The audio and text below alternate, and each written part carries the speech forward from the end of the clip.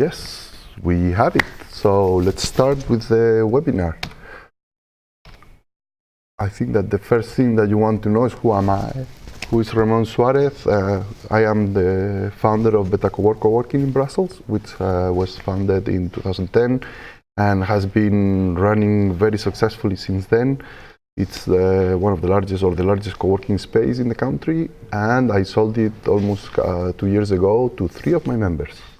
I'm also the author of the Coworking Handbook, which is the book that is being used by many co-working space operators to run their co-working spaces and to prepare the business before they open their co-working space. I'm also the founder and former president of the European Co-working Assembly, which was the association that brought together the European co-working spaces.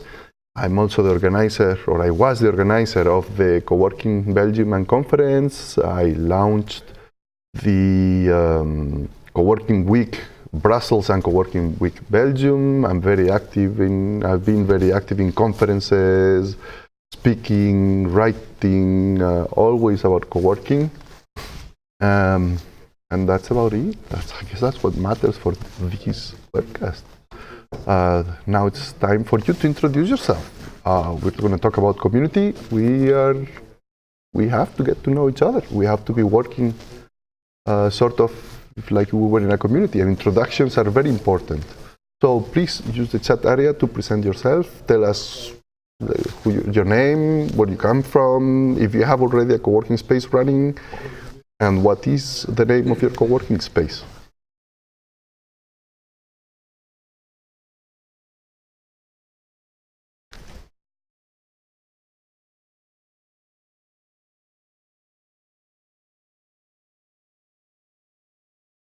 Okay, now that we're going to move on to what is a community, and again, I'm going to ask you to participate and share what is your definition of community in the chat box. You don't have to write a formal definition if you don't have one in mind.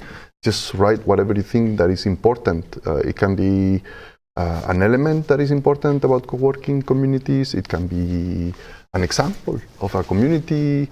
What do you think that makes the core of any community?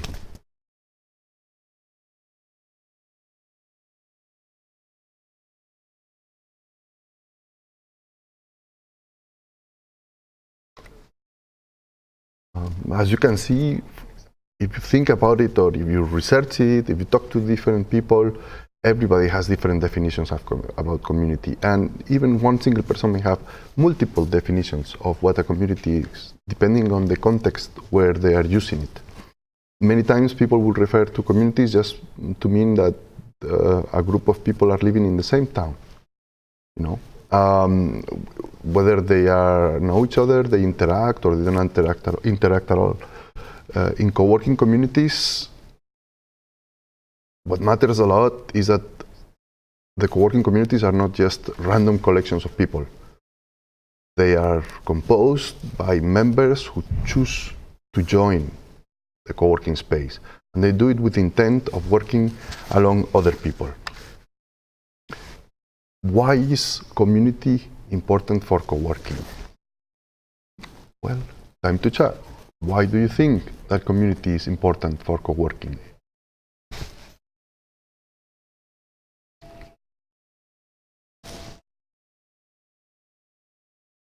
Come on, let me see some messages. I think that my video, the video is a bit delayed compared to what I'm seeing. When I'm speaking, it takes a few seconds for the video to come back to me on YouTube. So you may be writing after I talk, but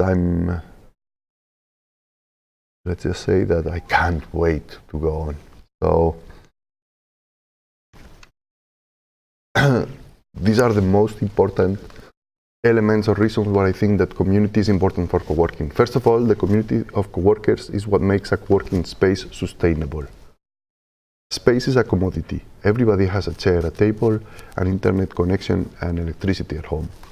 If we were only offering space, we'll be fighting, in a very ugly war where the only thing that we could do is lower prices. There's no way you're going to compete without adding some value, and the value that you add is the community itself. Community brings value to your business, but it brings value to the coworkers themselves. It also brings value to your area. It goes beyond your co-working space. All the events you create, all the people you get in contact, all the things that you do are going to be bringing value to your town, to your neighborhood, and to the place where you're located.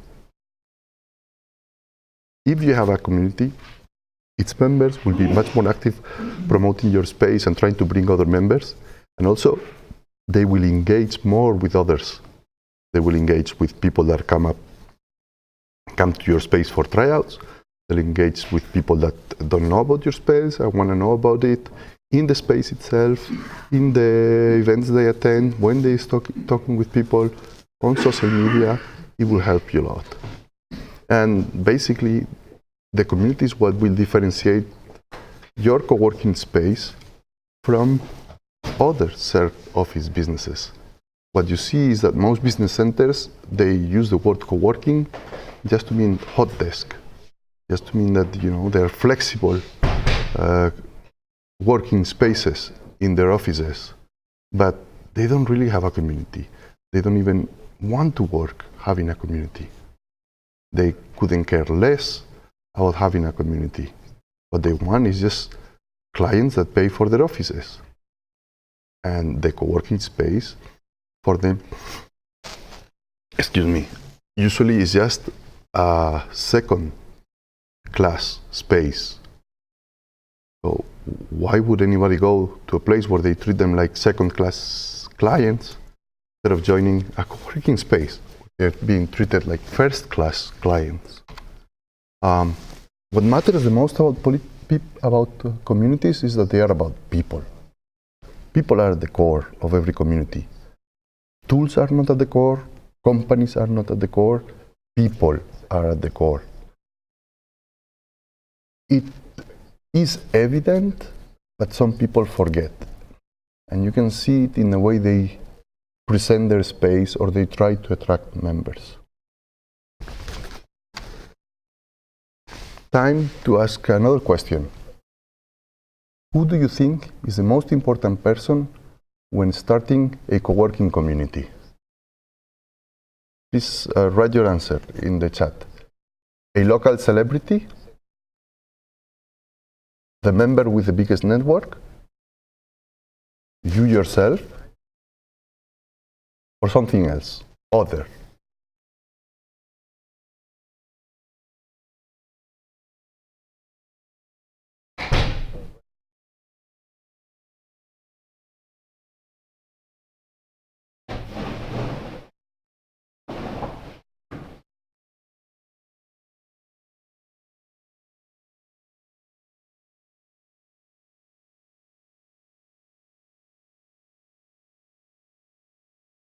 Well, here's my answer. You are the most important person. You matter a lot. I see that Encarni has replied yourself, and she's right. You matter. You are the person that is making things happen. Without you, there will be no connections. There will be nobody actively trying to connect other people. You're the one that drives what's going on in your space. You're the one that nudges people to try to get them to do things, to talk to each other, to help each other out, to work with each other. You add value to the members. You add value to the co-working community as a whole. You add value to your business. You add value to your local community. You are the number one person in any co-working community that you're going to be part of. And you have to remember that you are also a member of the community.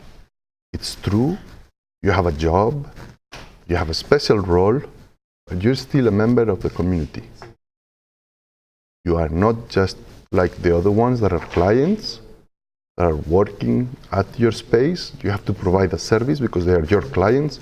But that doesn't mean you are a different member, or that you are not a member, or that you're a lower class member. You are a member with exactly the same condition as everybody else in your community.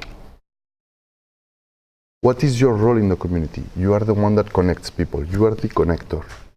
You are the one that creates the relationships and strengthens the links between people. You're focused on delivering value.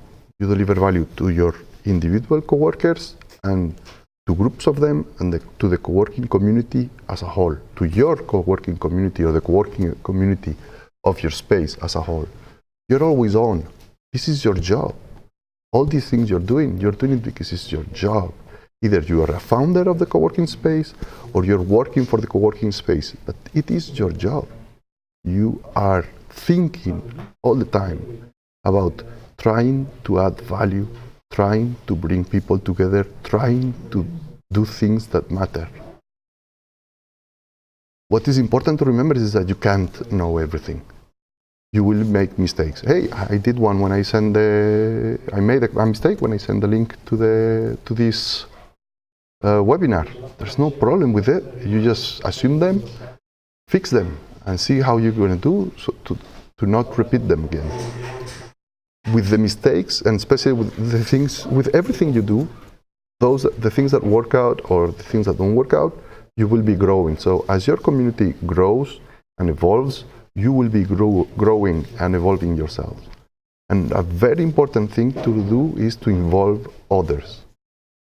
Even if you are the community manager, you're the person operating the space, you're the person managing the community, trying to get people to do things, you have to involve others to do some of the work with you and for you. It can be volunteers, it can be employees, it can be people in your network, it can be other members of the co-working space, anybody. But you have to involve other people to work with you. It's a community, it's not a work of one single person. The most important things about how to connect to people, because basically that's it, what you have to do. You have to connect to people and you have to connect people among each other. So the first thing, face to face. This is the most powerful way to connect. You can do it online, but online it's very weak. Most people don't even read most of the messages we send them online. You're going to have the way they interact online is not, they are not as present as when they are face to face. You will not get as much value or deliver as much value when you're dealing with people online compared to when they're dealing with them face to face. You have to take advantage of the opportunities that happen in your space and also to create opportunities. In co-working, we talk a lot about serendipity, and this is what you have to bear in mind. You have to be looking out for serendipity opportunities whenever there is a win-win or somebody that can help somebody out.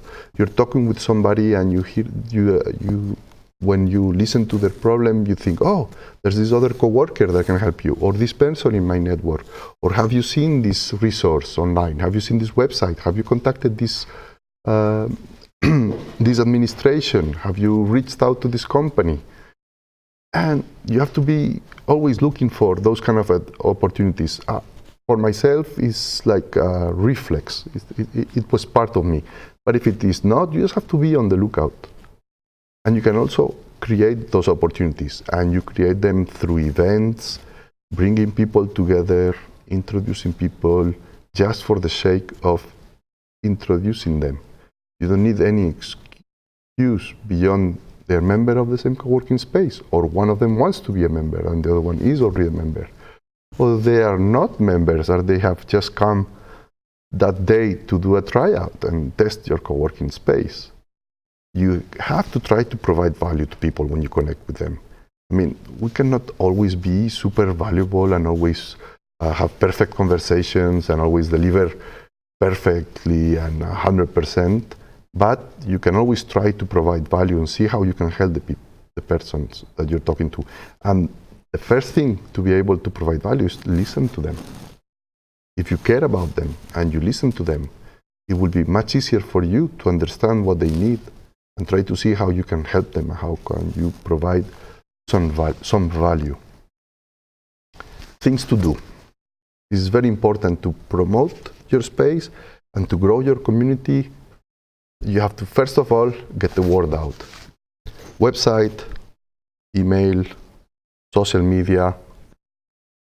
You yourself going to events. You create events in your space. Whatever the media, you need to get the word out. You have to get people into your space. You have to bring in clients. You have to bring in prospects. You need to have people in your space so that others stay. So, especially at the beginning, you may just want to have some VIP clients, which are your friends, or some people that you think that are interesting, who come to your space to work for free or at a reduced rate, just so that you make it so that there's already somebody in the space. Nobody wants to dance when the dance floor is empty. More or less the same thing that happens with co-working spaces.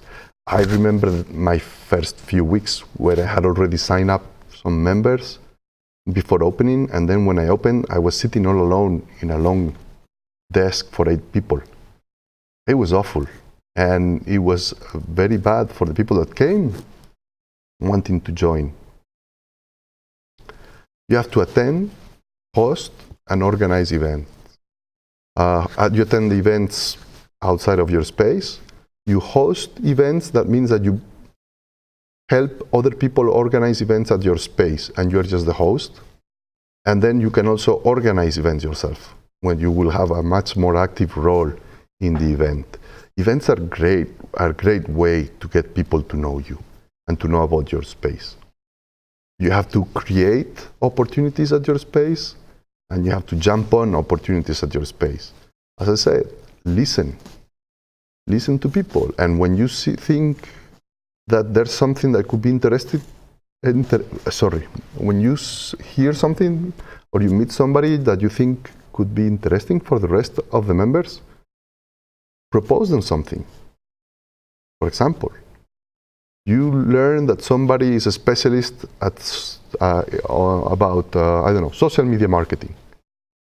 Well, maybe that person wants to do a short free seminar or workshop for the members of the co-working space. That way, that person will be better known by the other members. Other members can refer business to that person or even engage that person. And then the other members, they learn something. You see what I mean about this is a value-adding opportunity for everybody. It's like a triple-sided win-win. So the person doing the seminar wins, the people attending win, and you and your co-working space win too, because you have another event happening and you're providing value to your members. Food. Food is awesome to bring people together. We at Betacowork have been running for years and years and years a weekly event where one of the members cooks for some of the other members. The rule is that if you want to eat, you have to cook another day. And it's been working great. Every time we do anything that involves food, we bring a lot of people together, but also we have these people talk to each other. They relax, they disconnect, and they talk to each other. And they are great opportunities for you to introduce people and to get people to talk. And this is like the most important thing that you can do is introduce people to each other. Get your members by the hand, bring them to somebody else, and just say, hey guys, I think you should talk. You don't even have to know the names. If you have something in mind that you think they should talk about, say it. I think you should talk about websites. And you'll see that they will get the conversation started, and they'll get to know each other, and you've created a new link between two of your members, and that link will strengthen over time. I'm going to send you this after the webinar is over. It's a free extract from my book where you will see all my thoughts about community, which is going to go deeper into community than what we are going to be discussing here in this presentation. Now it's time for the questions and answers, and I'm going to start with 2 questions that I received via the sign-up forms, and then we'll move on to the chat. So the first question, or first two questions, were by Anna, who asked about the best ways to mobilize members. And also she asked about weekly updates, how to make sure that people read them, and how to get involved people and help with events. The best way to mobilize members is to talk to them and ask them directly. Whenever you have an event going on, go around your co-working space and let everybody know that they can join. Tell them, hey, in 3 minutes we're starting the conference about this and that in the main room. In 5 minutes we're starting to eat.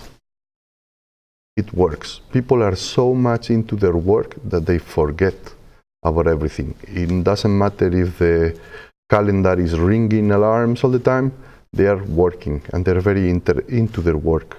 And basically that's one of the main things they come also to do to your co-working space. They come to work. So it's good to always remind them. If you meet people before the event, the days before, just tell them about it. Have you heard about this? Have you read the post I published about it? Did you know about it? Are you guys going to come to this? Do you know of anybody that can come to it? What do you think it's going to be interesting? What are people going to talk about in this event?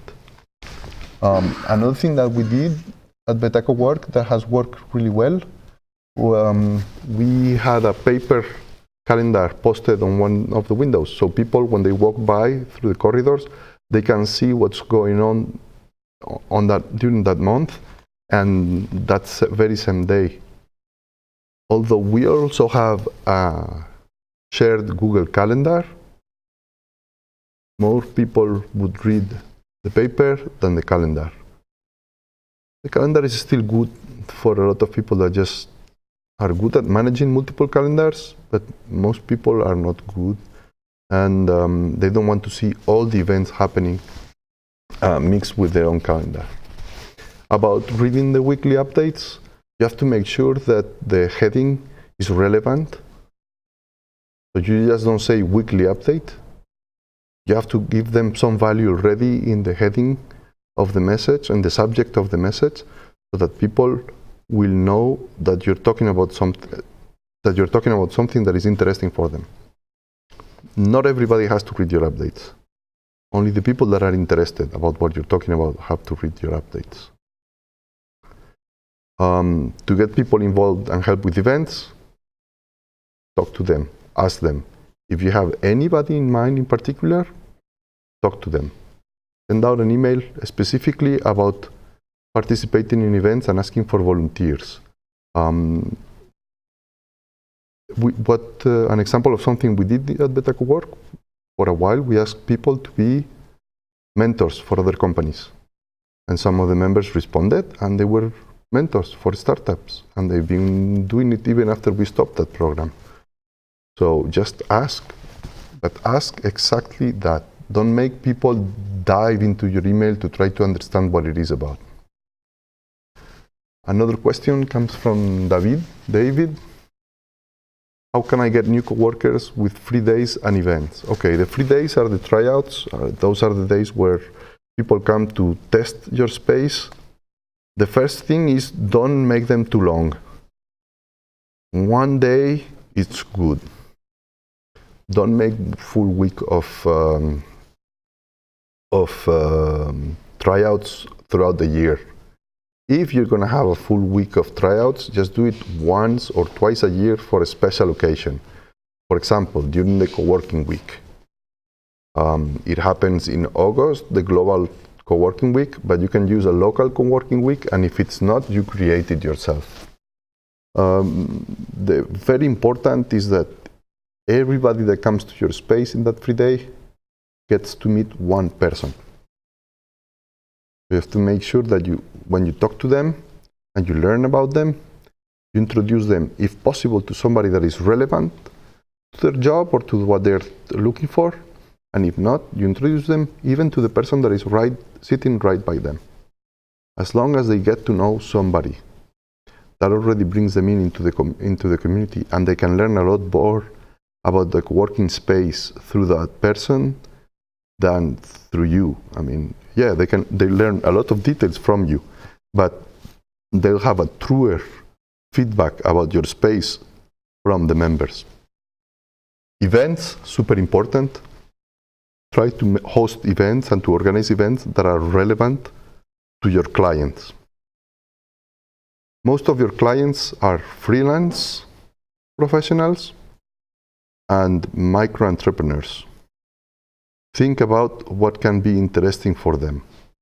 Ask them what are they having problems with, and try to help them with those.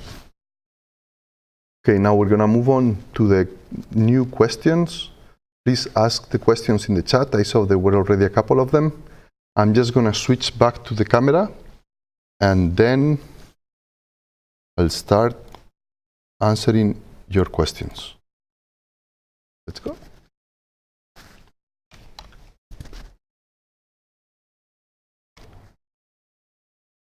Let's see, Encarni. Yes, synergies. Do I think that coworking is the future of work? No. Coworking is not the future of work. What is the future of work is there's a lot of work to be done, but there are going to be less and less jobs out there. We are all becoming hyper productive. Companies are shrinking, even the big multinationals. Single people can do the work that before needed to be done by a whole team. Just think about this webinar I'm hosting. I am doing this by myself. I control the equipment.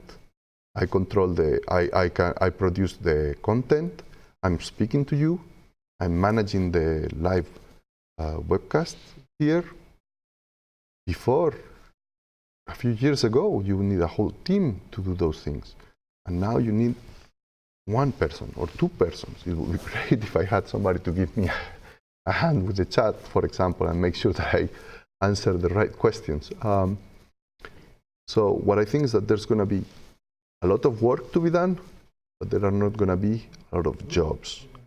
And because that work is not linked to jobs, there are going to be more and more people that are going to take advantage of co-working spaces to be able to do their job and to be able to provide, to be able to connect with the people they need to do their job. It is super easy in a co-working space to just turn around and ask somebody that is there how to do something or who could help you doing something that you have to do for a client. Are there any more questions?